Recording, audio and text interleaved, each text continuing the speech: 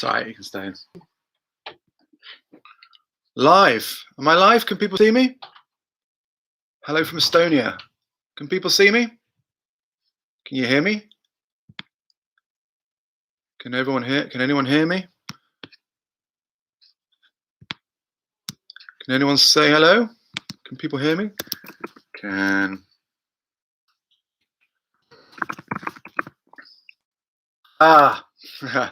Hi everybody. So sorry about that. How embarrassing. This is my first stream, and I'm not that equipped with all the new tools, but next time I know. Thank you, Jane. Brilliant. Hi, Emma from Wiltshire. Thank you so much for coming. I'm so thrilled. This is really exciting for me. Hopefully it's exciting for you as well. It's so nice to be connected with people that all just love dogs, and I love my topic, and I love all my clients because they're just such great people, and we just have such a massive thing in common where we just want to help dogs. So hopefully today I can help you a little bit more. So we're going to talk about a few things today, and the first one is understanding the dog's needs. It's a really important topic that we've got to really get to grips with because it's the most overlooked aspect of the dog's well-being. And the normal models of dog training are exercising, socializing, training, but you miss the most fundamental aspects to your dog's well-being, its needs.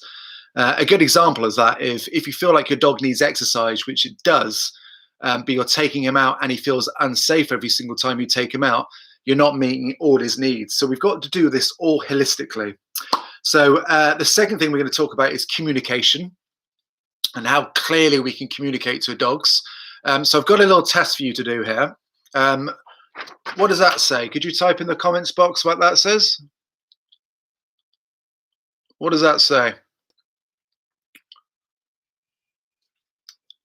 Anyone see that?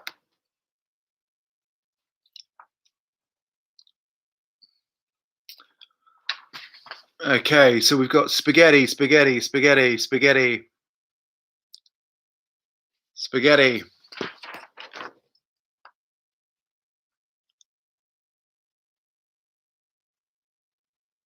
Spag-hal, spag-hal, spaghetti, spag-hal, spaghetti, spag-hal. Brilliant, spaghetti. Thank you. That's great. So my point of that, writing that out, is that it's not very clear until you've dotted the I's and crossed the T's. So yes, it is supposed to be spaghetti, but it reads spag-hal. And that is what communication is all about when it comes to training dogs. Often we are not communicating to them very clearly, and they're reading spag-hal all the time. So it's not as clear as it could be. So when it comes to communication, we want to communicate as clearly as we possibly can. So the first thing we're going to talk about is the dog's needs. Second thing is about the dog's language. And with that, we're going to get as clear as possible. The third principle, excuse me, I've written this down, is knowing your dog's levels of confidence. Because they've got confidence in different areas. And this is why you'll see different problem behaviors. For example, if your dog's really confident with people coming to the door, you're not going to see a problem with that. If your dog's really unconfident with other dogs, you're going to see a problem there. So obviously the answer then is to get your dog confident with dogs. And the other bit is the ability to break down all problem behavior into small manageable chunks. So just to reiterate those things again, first one, we're going to talk about the dog's needs. Then we're going to talk about the dog's language. Then we're going to talk about the levels of confidence. And we're going to talk about how to break down all problem behavior into small manageable chunks. So who have we got? Let's have a look who we've got here. We've got Cassie, who just said spaghetti. We've got Jean from Normandy, France. Oh, wow. Renee from Cape Town. Oh, Patricia from Sydney. Amazing. Who else? I think I saw Estonia there. Sylvia from Brazil. Fantastic. So people from Em from Wiltshire. I think I already said hello to Emma. Alana from Dublin. Oh, yes. Patricia from Australia. Great. Sylvie from Canada. Holland. Brilliant. Well, again, thank you so much for all tuning in. So the first thing we're going to talk about is the dog's needs. So the dog's needs works in a pyramid, in a hierarchical order, with the bottom needs being the most important, working upwards. So the most important of the dog's needs are the physiological needs: food, water, sleep, body temperature regulation, rest, etc., etc. Well, I guarantee you're all doing that, so we'll have no problems there. The next one on the pyramid from there is safety, security. And a lot of the time, we all keep our dogs safe, but a lot of problem behaviors come from a dog not feeling safe. And then you get behaviors from the subtle to the dramatic. So a subtle behavior could be your dog just freezes up a little bit when joggers go past. The dramatic could be it's attacking joggers when they go past. So what we need to do is make our dogs feel completely safe, because that's a huge need of theirs. The next needs after that are their belonging needs. And this is their needs for company, attention, and play. However, part of belonging is to figure out where you belong. So the dog says, okay, who's providing for whose needs around here? Are you providing for my physiological needs, or am I providing for your physiological needs? And they'll ask questions. And they'll ask questions passively. For example, they could ignore their food. Actively, by coming up and looking at you to feed them all the time. Let's say you're having a sandwich, for example, they keep staring at you. Assertively, they'll bark at you to feed them. Or aggressively, they'll steal your food, or they'll attack you. You don't tend to get many aggressive dogs when it comes to food, but you do get a few here and there. So the next needs after belonging needs are then confidence needs, esteem needs. And this is confidence in 3 areas. And if you guys can remember these 3 areas today, and just try and fulfill these every day, you can't go too wrong. So 3 areas of confidence levels, and pretty much all problem behaviors come from these levels. So the first one is confidence in you as their needs providers. How confident are they that you're going to provide their food? Pretty confident, I bet. But how confident are they that you're going to provide for their security? How confident are they that you're leading them and you're making the decisions? Because a lot of dogs aren't that confident in these areas, so they tend to question more. So dogs that just need teaching the correct response are very easy if they understand that you provide for their needs.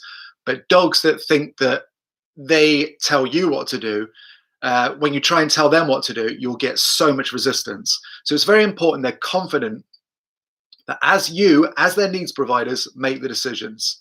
The second one is confidence in their environment, whether that be with joggers, skateboarders, people coming to the door, lightning, thunder. It doesn't matter what it is. It's about how confident they are. So the next one is confident in what they should be doing. So we've got to make the dog feel completely confident in what they should be doing. So if you had a dog that was completely confident you as a leader, completely confident you in their environment, completely confident in what they should be doing, you'd have 0 behavioral problems. Therefore, if we get them completely confident in all these levels, we'll have no problems. So that's understanding their needs and their confidence levels. The second thing is understanding their communication and understanding how, when it comes to your place in the family, how they perceive that you're going to provide for their needs. So, for example, if the postman comes to the door and the dog barks at the door and the postman walks away, the dog starts thinking, I'm doing that. So we don't want the dog having the illusion that they're taking care of their own security needs. So what my dog will do, he'll bark, I'll look at him and I go, yeah, no problem. And then I'll go and deal with whatever the situation is, because he's got complete confidence in me as his needs provider. And as a result, he's confident with the postman. He's confident if a dog comes up to him, because he knows it can't be that bad, because dad will come and sort it out. And he's completely confident in what he should be doing. So because I've shown him. Let's read a couple of your comments here. I was able to go out again with my dog still, but I'm nervous. I have a Malinois.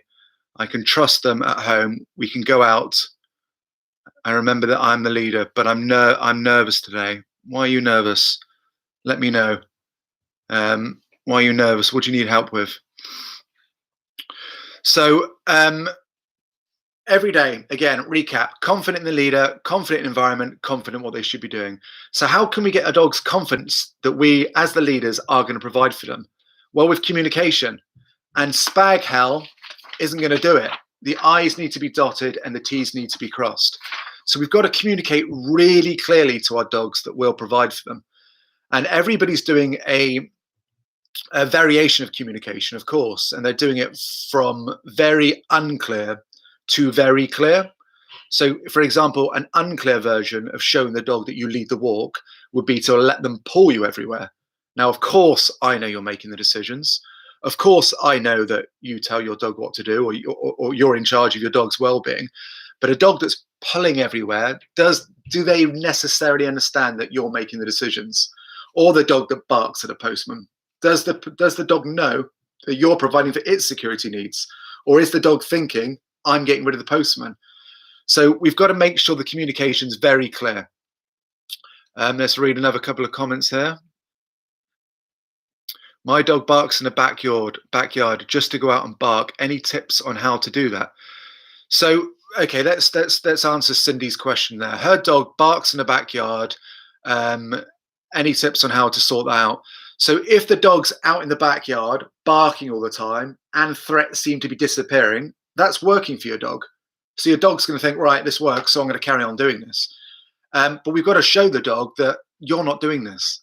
So every time, let's say your dog barked 24 hours a day, which it doesn't, but let's say it did. I wouldn't be letting the dog out into the backyard unless I was in a position to go out with that dog and show the dog that I'm taking care of every situation. So first thing, let's say the dog was really bad. I go out with the dog on lead and I patrol the boundaries with the dog. And if the dog then barked, I'd probably walk the dog back 5 meters and then I'd walk back to the backyard as if to say, I've got that covered. That language could not be clearer. So imagine if somebody was being quite aggressive towards you and I went up to them and you tried to chime in behind me and I pushed you back 3 meters and went and spoke to the person that you're being aggressive with, albeit it was being aggressive with you. It couldn't be clearer. I'm going up to that person. I'm saying, back off. I'll deal with this. So that whole backyard, that is your space as far as you're concerned. But a dog that's getting in between you and that space is thinking, this is my space. And what we've got to be saying to the dog, no, it's not yours, it's mine. So if you've got the dog on the lead and you're behind the dog and you're then patrolling the boundaries, the dog's going to get more confident in you as a leader because you're then seen to be dealing with the problems. As a result, the dog will try and get involved. Then you'll be pushing the dog back. Then the dog's going to get a little bit more confident in what it should be doing, i.e. back, I'm checking the situation out. And as the dog relaxes, then it's going to get a little bit more confident in its environment. And once the dog's a little bit more confident in its environment, then you could stop being so cautious as letting the dog on lead the whole time.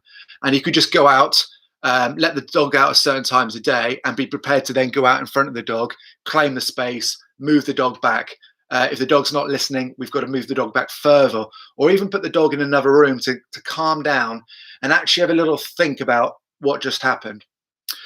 So let's talk about another one. Let's see what we've got. My dog hardly barks, so I'm lucky she's a good girl. Lovely to hear, Emma. My dog is chewing things up and is hyper energetic. So Patricia, with that one, I could give you the how to sort that out now, but there's a good chance that it comes from the disease of a problem so the symptom is the dog chews everything up. The disease is the dog stressed. So whilst I can teach you now how to deal with the symptom, we've really got to attack the disease and the symptom at the same time. Otherwise, the disease will just pop out in another symptom. If anybody's seen that German Shepherd video of mine, that dog got worse after I left. And interestingly, it didn't get worse in the areas I taught the dog in, because the dog was actually confident in its environment with other dogs and with people coming to the door. However, it got worse when I left in other areas, and it actually started barking at nighttime. And that's because the dog went, okay, I've got no problem with dogs. I've got no problem with people coming to the door, but I'm still in charge. And I've got this anxiety that isn't going to go away. So then that manifests in that problem. So we've really got to make sure we're dealing with the symptom and the disease. But the symptom, if your dog's chewing things up, we've got the 3-strike rule. So let's say your dog picks up something that you don't want it to pick up. You'll take it out of the dog's mouth and you'll push the dog away from what it is. And rather than put it away, put it back down on the floor again. Let's say it's your shoes, for example. A lot of people manage the environment too much and the dog doesn't get the opportunity to get it wrong. And it's like, no, I want it to get it wrong. I want you to chew these shoes so I can teach you what to do. So then I'd put my shoes back down again and I'd let the dog go. The dog would go back to the shoes and the dog would start chewing the shoes. So I'd take the dog shoes out of the dog's mouth. I'd move the dog away 10 meters. I'd let go of the lead, the collar, sorry, and the dog would go back to the shoes again. That time, right, 3 strikes, you're out. Now you're in another room. Think about that for 5 seconds. Then I'd open the door again and go on, chew the shoes, see what happens. The dog would come back, chew the shoes, right, you're out for 10 seconds. Does it again, 15, 20, 30. So that will stop the dog chewing because the dog will learn confidence in what it should be doing. I shouldn't be doing that. Mum puts me out here every single time I do that, and that's not getting me any favors. I'm not getting anything I want from this. However, the disease of the dog thinking it's in charge, we've got to show the dog that we provide for its food and we've got power to food. We've got to show the dog that we take care of all danger. We've got to show the dog that we'll decide when it's time to interact, and we've got to show our dogs that we lead them. And if we've got any of those areas that aren't quite clear, you're going to see symptoms. So it's really important we attack the disease first. And the disease, if you haven't read my book, for example, it explains it really clearly in that. I've also got online courses which you can look at, especially if you've got dogs' problems with perceived dangers. They go in massive detail about how to deal with dangers, but this web call is all about the symptoms. The disease, we need a lot more information on how to tackle that. So let's see. Nathan says, would be more interested to hear more about the German Shepherd you helped. It was a standard case, really. It was go in there. I go to people's houses. I get the dog's confidence in what they should be doing, and I get them confident in their environment. But I can't teach the dog to be confident in the leader. The owners have to do that themselves. So I teach the owner how to do that. But how well they do that it varies. So you get some people who absolutely perfect it, and then you've got other people who struggle. And the people that struggle, i.e. like me, I was awful at this when I first started. That's another story. But I was awful at this to start, but I just didn't stop because I knew it made sense, and I knew all the problem behaviors were down to me and how I acted. So I kept perfecting the way I communicated. And then after a while, I communicated very clearly, and dogs got it. And if I didn't get it right, dogs hold up a mirror to you and just say, you're not getting it right.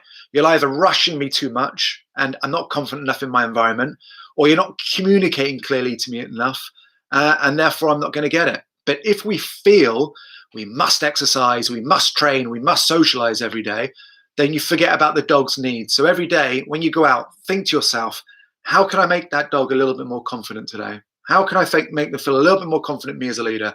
How can I make them feel a little bit more confident in my environment? How can I make them feel a little bit more confident in what they should be doing? And if you've got like 1 out of 10 for each of those, well, then over the next week, let's try to get that 2 out of 10, and then 3 out of 10, and then 4 out of 10. And just everything's done in such small steps. Right, Emma, you said everything you say and teach makes so much sense. Thank you. And I've raised my dog in the same way, and she is a level-headed, calm dog. She'll be 5 in August. It brought me so much joy and love. That's so sweet. My dog howling distressed bitch in season. My dog's howling distressed bitch in season further down the road. So your dog is howling in distress with a bitch in season further down the road. Is that right? Let me know if that's right. My dog is reactive to other dogs, but in different ways. Sometimes she lunges. Sometimes she shares and will spin to look at them. Sometimes she seems to want to hunt them. So yes, Crystal, the behaviors will change differently. So when we're dealing with dangers, any of us, we've got a scale of how we do things, absolutely full on. So if somebody was going to bust through the door now and hurt my daughter, I'm picking up something like a knife, I'm sorry to say. If somebody was a little bit rude to her, I would match them at the level that they're going to do. So when your dog's really freaking out, it's going, oh my God, I feel really uncomfortable at the moment. I need to go and do this. And when it's a little bit wound up, it's doing a bit more of an assertive action. But the point being is, if your dog's doing any action from assertive to aggressive, they're taking care of it. Even some dogs will go from submissive to assertive to aggressive. So I had one client's dog who would do a submissive posture, they go up to every single dog they would see, no joke, every single dog they would see, and they'd go up and they'd roll on their back, and the dog would give it a sniff. Then this dog would run up to the next dog, and it'll get on its back. Next dog, and I'm not joking, we'd see about 50 dogs, and the dog would do it with every single dog. And the lady said to me, but every 6 months or so, this dog gets off its back and then literally tries to kill the other dog. And she said, I don't understand it. It's just so strange. I don't know why the dog's doing it. And I questioned the lady, and I said, well, what do you think the dog's doing when it's going up to every single dog like this? And she goes, well, just being friendly. And I was like, well, it's not, it is being friendly. Like if someone starts a fight on me and he's an 18 stone guy, I'm going to start being friendly. But that doesn't mean I'm not trying to get out of a situation I find unsafe. So this dog was going, I feel unsafe, but I'm in charge. I've got to deal with the situation. I've got to deal with the situation. I've got to deal with the situation. And every 6 months or so, it went from submissive right to aggressive. If it went from submissive to assertive, then the lady would have seen it, I'm sure. But when they bounce around at any of it, it's really about you showing the dog that anytime there's an issue, that you'll get in front or you'll take the dog away. So when there's dangers around, we've got a defense response of flight, take the dog away from situations, freeze, get in front, or to fight what's in front of us. Now, obviously, we're not going to fight anything, but we can take the dogs away. We can get in front of our dogs if their state's heightened. But this doesn't start from 3 meters away. This starts from 50 meters away. So if I'm 50 meters away from another dog and my dog's a little bit reactive, I'm swapping sides immediately. And then I'm going, right, do I have to curve off a bit? Do I have to walk off? Do I have to jog off? Do I have to run off? What do I need to do to show my dog that I'll provide for their security needs in every single moment? And that's my goal every day, is to go out and show the dog, if I'm working with a reactive dog, to show that dog in no uncertain terms that I'm going to take care of all dangers. So let's look at a few more comments.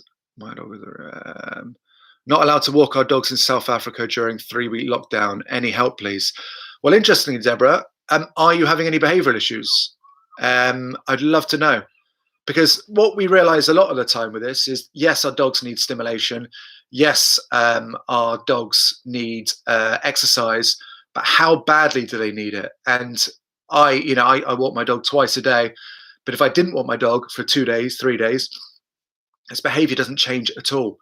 And a lot of dogs, what you'll find is that they've actually got a lot of stress through other reasons, through thinking they're in charge.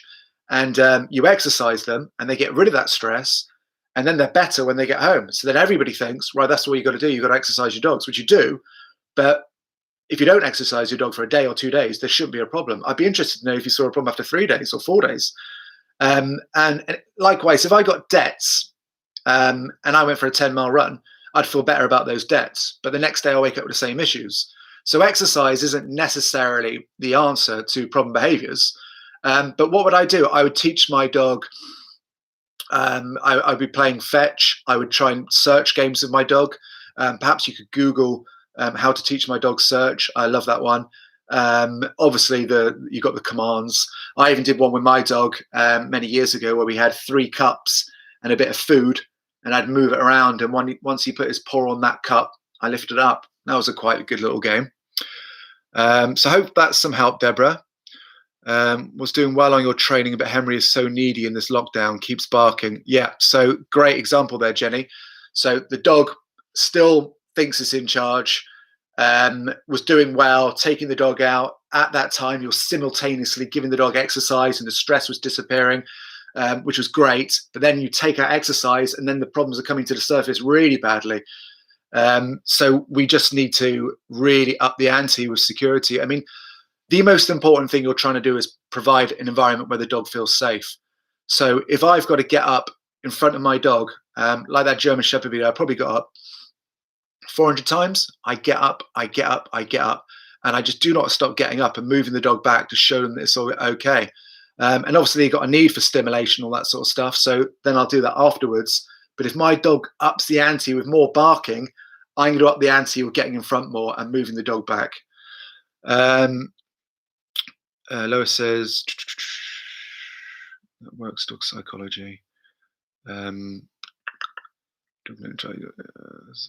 Sorry, they just skipped now. I've lost my place. Is it so? Gracie Alert says, "Is it okay to give a treat to your dog when it doesn't react when you see another dog going crazy?" Great question. Yes, it is, but you'll get into different techniques here, and that's brought up a great topic.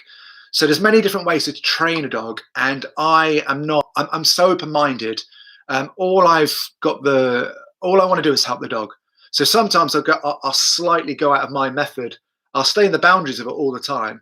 But let's say you've got a dog that's really struggling with other dogs and treats are working, and you're trying to boost that dog's confidence in his environment, because every time you get in front with the dog or try and take the dog away, the dog's actually challenging you, then that's absolutely fine. But you've got to realize, then if you get in front, the dog's trying to get in front of you, are we just putting a plaster on a wound for the time being, and actually not being able to show language to our dog that we're in charge? Is that a completely different technique? And both of them will boost the dog's confidence in its environment, which is good. But the thing that I'm trying to do is boost the dog's confidence in you as a leader, in their environment, and what they should be doing simultaneously. So if you're giving a treat to the dog to distract it from danger, that's not necessarily showing the dog that you take care of danger. It's not necessarily a problem. It's just you go too far that way, then you go into a completely different method, and that's when I think that you end up not really addressing the disease. You end up addressing the symptoms, because you don't show the dog that you're in charge. Teed says, Janet, barking in the car. I need a bit more context for that, Janet, because every single problem behavior, there's a need behind the behavior. So, for example, a dog could be barking in the car because it's excited, or it could be barking in the car because it feels unsafe, and I'll deal with them differently. Teed says, I have a Norwegian outhound puppy, 14 weeks old. She has a really hard time being left behind when I leave for work. She keeps well in her crate. She sleeps well in her crate if left alone. So, Teeds, what we're trying to do is boost your puppy's confidence that when you leave in its environment, that you'll come back again. So if we can boost the dog's confidence that when you leave, you'll come back again, then the dog's going to go, okay, I didn't feel the need to get freaked out, and I didn't feel the need to get stressed.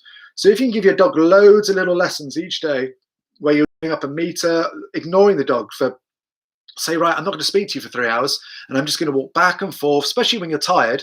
And the dog's just then going to get used to, just because he gets up or she gets up, that doesn't mean that there's going to be a problem. She'll be back in a minute. I've seen this 1,000 times.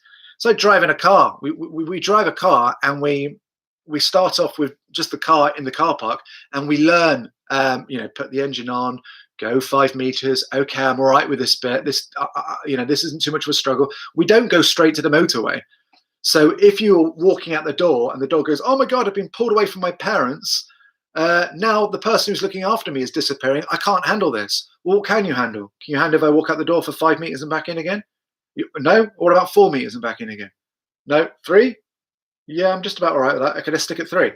And after you've done 3 and the dog's, yeah, I'm absolutely fine with that, then do 4 meters, then do 5 meters. But don't speak or look, because the more you speak or look, the more confused the dog's going to get. So, I would, don't speak or look. What have we got here? We've got mine barks aggressively as we drive past dogs, but loves the car normally. So with that, dragging with a dog, I would question, are there any other behaviors that are going on there? Like, for example, the symptom of an issue is the dog barks at other dogs, but are we seeing any assertive behavior towards other dogs? Because if we are, trying to address the car without trying to address that assertiveness before you get to the car is so hard to do. It is possible. I've got I'll tell you about my course in a second after this. It is possible, but it's about getting in front. If the dog's calm enough, for example, I get in front of my dog in the car, I get someone to drive me, the dog's in the back, it's barking, I'll get in front and I'll claim that space of where the dog's barking. Dog starts barking over there, I'll claim that space. The dog tries to bark when I'm there, I just push the dog back a little bit.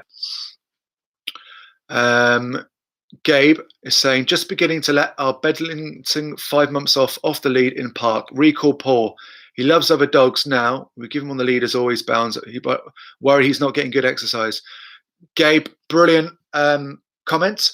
Don't worry about that. There's you may have seen my video online recently about recall. If you haven't, please watch that. But don't worry about exercise. Safety is more important. Safety is so much more important. And nothing's going to happen if you take your dog for the same amount of walks, but let them on a long lead. It'll be fine. And if you do have problem behavior in the house, it's not down to a lack of exercise in that moment. I had one client's dog who they gave their dog to a dog sitter to look after, and the dog was really stressed in the house with them. And they took the dog out onto the streets because it wouldn't stop pacing up and down. And outside, it was even more freaked out. So then they really heightened the dog's senses. And when they got home, the dog was still panicking. So exercise wasn't what that dog needed. It needed safety. Its mental safety needs weren't being done. If you let your dog off lead before it comes back, that could possibly hinder the dog's physical safety needs. So don't worry about it. Follow my recall video. Know that you're doing the right thing, because you are. That's a really responsible thing to do. Keep your dog on lead until you get 100% recall. Mark says, I've got a 6-year-old rescue Rottie that seems to TV as a threat. After 5 months with some success, he's still reactive. As he's getting better, should I continue or try a new approach? Are you doing the approach that I'm talking about, Mark? That's the question. So for me, again, TV, I'd have the dog on lead. I'd go to the TV, the dog would bark, the dog would be in another room. I'd close the door, I'd wait for the dog to come back down again, and I'd go and stand by that TV again. Dog would do it again, I'd repeat. But if you're not getting any results, Mark, you've got to up the times the dog's in isolation. So there's a really important quote to remember now for all of you. So it doesn't matter if you're teaching the dog to walk to heel, to come back when called, that you take care of danger, or you decide don't jump on me or don't steal food. With everything, the consequence has to outweigh the desire. And if the consequence doesn't outweigh the desire, the dog's going to carry it on and on and on. So you've got to make the dog think, why am I doing this? Why am I getting in front of him, trying to get to the TV? Because this just isn't working. And every time I try to get in front, I'm getting moved back, and he looks like everything's okay. He's taking care of danger. So maybe I'll weigh up these options and go, right, maybe I'll just be quiet. And as he starts being quiet, then you get the behavior you want.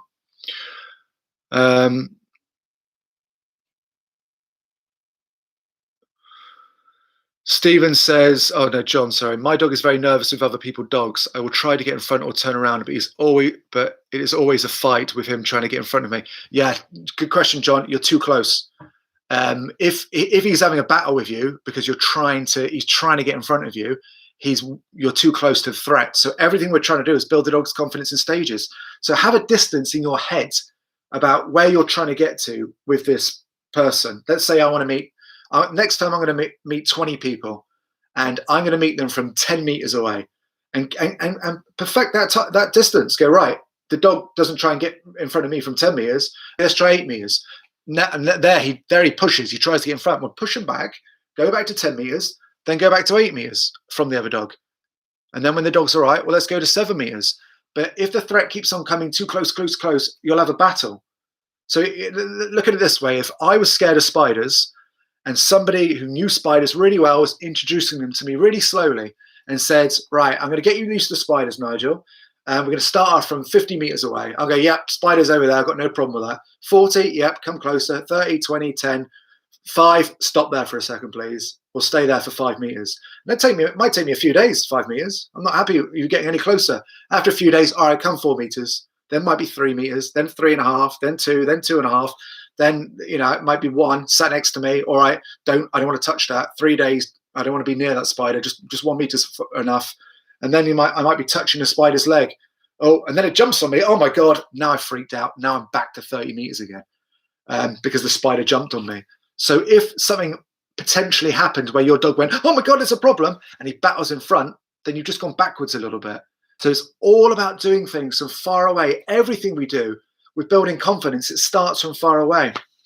I just started that couch to 5K again recently. A good story of how I make mistakes.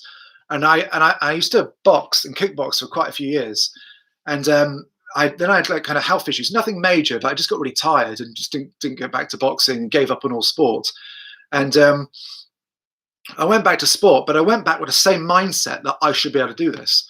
And I went back to sport and I nearly killed myself. Honestly, I made myself look so stupid because I exercised like I hadn't exercised, like I exercised last week.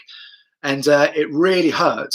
And I ended up then going, right, not back to sport for months again. And then went back again, same mindset, hurt myself. And I keep going back to trying to do some sort of sport, but that mindset of like, you can do this is still there. But I've got to change my mindset and go, I can't do it anymore. What can I do? So I started doing couch to 5K, and I'm not promoting couch to 5K, by the way. I don't get any money from it.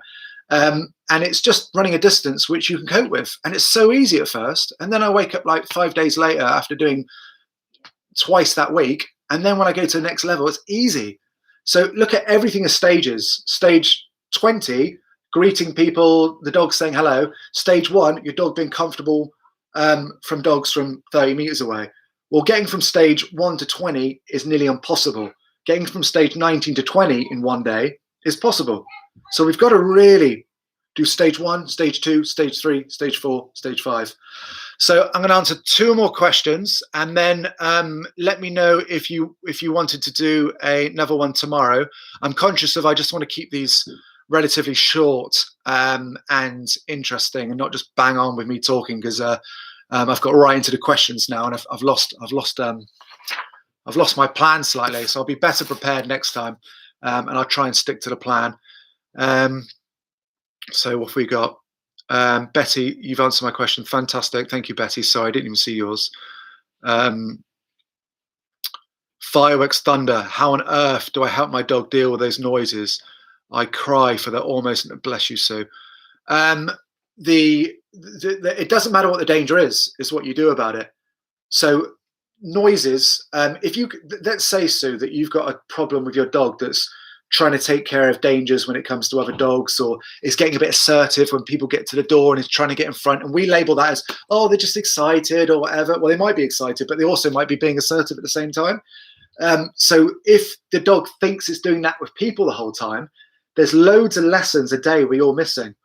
Or if your dog's running up to people in the park or running up to other dogs, I'm not saying they're necessarily thinking it's a threat, but they could be thinking, I'll go and check that guy out, or I'll go and check that person out. So if you can get all that sort of stuff sorted, when you get to something a bit harder to do, like noises, it's easy to do because you've already got strong foundations. So it's all about the dog understanding that you're in charge, full stop. So when the dog understands that, and then you go, right, now I'll deal with noises, the dog goes, yep, I trust you. You've took care of me 1,000 times before. Why wouldn't you deal with noises as well? Okay, last one. Lauren, I've watched your video on teaching dog to walk properly to heel and lead. How long should I practice in the house and the backyard before trying to head out the front door? Well, don't go until they perfected it. So once they perfected it, then you'll go to the next stage. But if they haven't perfected it, don't go to the next stage. Let's say that the dog needs the toilet. Well, then, you have to. But ideally, if you can do, I can't do things perfectly because my environment doesn't allow me to. But you try and aim for every stage to be perfect. What you should be able to do is to get that dog walking, stopping, turning, slowing down, speeding up in the house and in the garden before you try the front door. The Chocolate Labrador video that you've likely seen of mine, they're fine in the house, fine in the garden. As soon as they open the door, panic. And they weren't just panicked because they thought they were in charge. There was a feeling of insecurity there. There was a feeling of, I want to take control of the situation. There was habits of them constantly going for food. So this is why doing the environment in stages is so important, because you've got to make them feel so safe in each part of their environment. And if you want to break the stages down a little bit more, the one thing to do is you could, rather than go out the front door and practice on the quiet street, is you open the front door and you practice walking out, back in again, out, back in again. Because when you walk out, their state will go up. When you come back in again, their state will calm again. So you'll normalize going in and out. And once you've got that, then you can go a little bit further afield. So many questions. Thank you so much, all for tuning in. I'm so thrilled. As mentioned, I want to keep it short, so I'm going to do another one tomorrow at 1 o'clock. Supposed to be half an hour, but it might go on a little bit longer. I'm so sorry if I didn't ask your questions. I will try and answer them next time. So many topics. As the questions came in, I'm like, oh my god, can I do a week of this? I think I could do a month of this. But just to let you know, if you haven't seen my book, that's called The Dog Guide, and it's on Amazon. That will really give you a good insight into the method. If you've got problems with perceived danger, let's say your dog's scared of noises, is barking in the backyard, attacks other dogs, or nervous of any situation, I've got an online course on my website, an aggression and nervousness course, and I was planning on doing a deal for the first 5 people that emailed me today. So it's an aggression nervousness course. There's a few deals on that I'm going to do after every Skype call, every video call. And the first, it's £150. Sorry, I'm not getting my words straight here. So it's normally £150, and for 5 of you, I'm going to do 3 of you, I'm going to reduce it for £50, and 2 of you, I'm going to reduce it for £25. So if that's interesting to you, give me an email at hello@thedogguardian.com, and the first 5 people to email me will get those tickets. Okay, well, lovely to chat to you. I'm going to read some of your comments now. Hopefully I'll answer them tomorrow. And yeah, hope to see you tomorrow. And if not, I'll hopefully see you on my online courses, which includes a personal Skype call with myself, by the way, and really detailed videos. Visual examples of going into all problem behavior. Okay, take care. Bye.